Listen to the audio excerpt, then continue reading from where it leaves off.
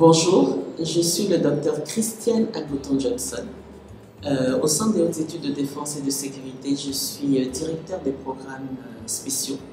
Les programmes qui permettent donc à notre centre de concrétiser notre option sécurité humaine. Et je suis également la coordinatrice du secrétariat permanent du Forum international de Dakar sur la paix et la sécurité en Afrique.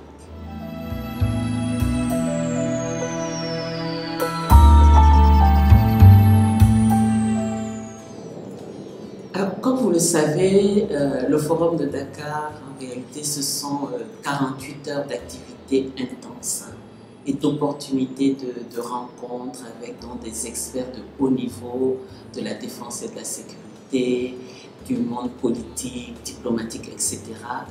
Et il faudrait avoir le don d'ubiquité pour pouvoir assister à tout.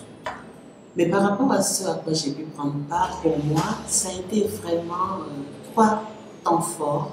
Le premier, c'est la cérémonie d'ouverture et le panel de haut niveau.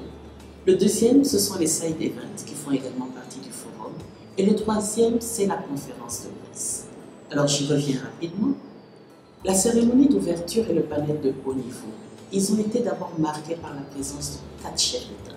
Bien entendu, son Excellence M. Macky Sall, le président du Sénégal, pays hôte, mais également M. Cyril Ramaphosa d'Afrique du Sud.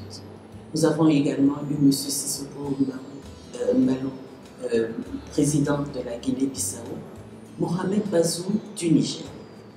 À leur côté, il y avait 2 présidents de commission, M. Mohamed Moussa Faki Mahamat de l'Union africaine et Charles Michel de l'Union européenne.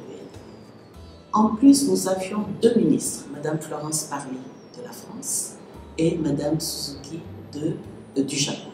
Et M. Peter Maurer, donc de la Croix-Rouge internationale. Donc déjà vraiment un aéropage de personnalités là. Mais ce qui était important, c'était leur message. Vraiment, cette cérémonie d'ouverture et ce panel de haut niveau ont permis de développer tout le thème.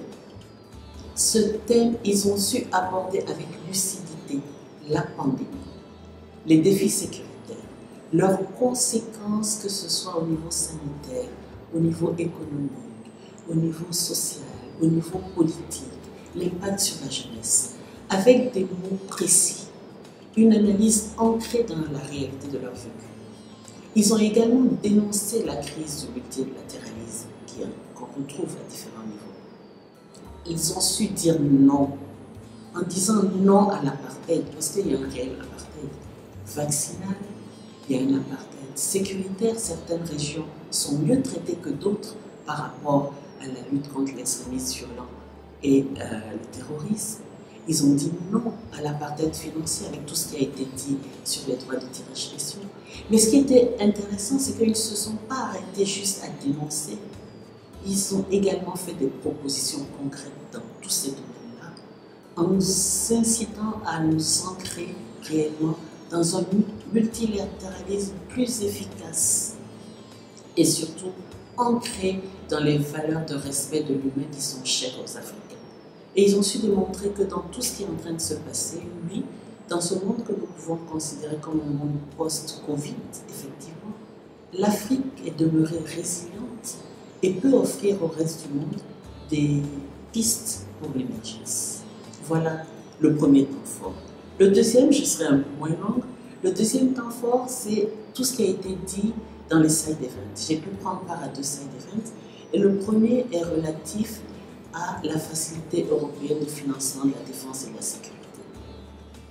Important pour l'Afrique de s'y pencher, parce qu'il y a également des éléments de multilatéralisme à traiter à ce niveau-là. Et surtout, il nous faut, étant donné que le Sénégal va présider la Commission de l'Union africaine, ce sont des thèmes importants à creuser pour nous. Le deuxième side event qui m'a attiré, c'est celui organisé par le DFAE suisse et le SHENS, mais parce qu'il traite de l'implication pragmatique des forces de défense et de sécurité dans la prévention de l'extrémisme violent. Et ce sont des thèmes que nous devons aborder vraiment toujours avec beaucoup de sérieux. Et le troisième temps fort pour moi, ça a été la conférence de presse. Une conférence de presse où vous aviez des médias du monde entier et une conférence de presse qui a permis à Mme Aminata Tall Sall, ministre des Affaires étrangères du Sénégal, mais également à M. Geoffrey Onyama, ministre des Affaires étrangères du Nigeria, et à M. Robert Scott, secrétaire d'État adjoint des États-Unis, de faire une synthèse de tout ce qui s'était dit durant ces 48 heures, en ayant chacun son angle d'approche. Et je pense que c'était un moment extrêmement important qui en valait la peine. Donc voilà les 3 moments qui m'ont marqué lors de cette 7e édition du Forum de Dakar.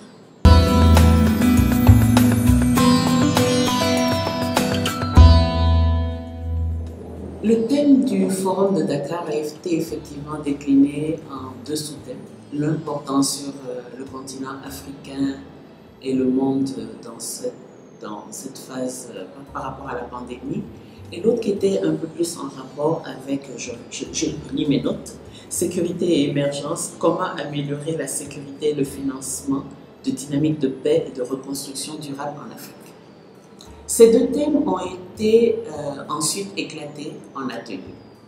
Et je pense que, je suis d'ailleurs convaincue qu'ils ont été très bien traités et qu'ils ont abordé l'essentiel. J'avoue que je regrette un peu que nous n'ayons pas eu les noms des intervenants et peut-être leur biographie. Ce sont toujours des éléments qui enrichissent le traitement. Mais nous avons eu vraiment des exposés et des conclusions intéressantes. Ce que j'aurais peut-être, ce que je déplore quand même profondément, c'est qu'on n'accorde pas assez d'espace aux femmes et aux jeunes.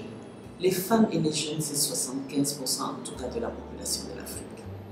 Ce sont des acteurs, ce ne sont pas simplement des victimes, ce sont des acteurs auxquels on devrait donner la parole.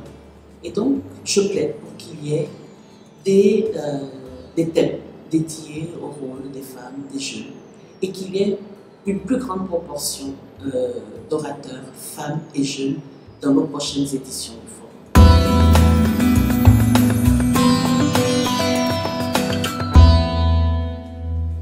Mon dernier message pour l'avenir du Forum, c'est un message d'espoir. Vraiment d'espoir parce qu'on considère ce 7e Forum comme celui de la maturité, certainement. Et message d'espoir parce que nous avons eu un ministre des Affaires étrangères, maître d'œuvre, vraiment engagé, avec une équipe impliquée. Nous avons également un message d'espoir parce que nous avons une commission scientifique solide, diversifiée, ouverte aux différentes facettes de la défense et de la sécurité, et qui doit continuer à être encore plus prospective. Et donc pour moi, c'est un message d'encouragement à cette commission scientifique-là. Et mon dernier message, ce serait que vraiment ceux qui assistent au forum, et même ceux qui n'y assistent pas, puissent prendre connaissance des recommandations du forum, pour que le Forum de Dakar sur la paix et la sécurité en Afrique demeure une force de proposition, un élément qui nous aide vraiment à avancer dans les voies de la paix, de la sécurité, de l'émergence, du développement de l'Afrique et bien entendu du monde entier. Voilà ce que je peux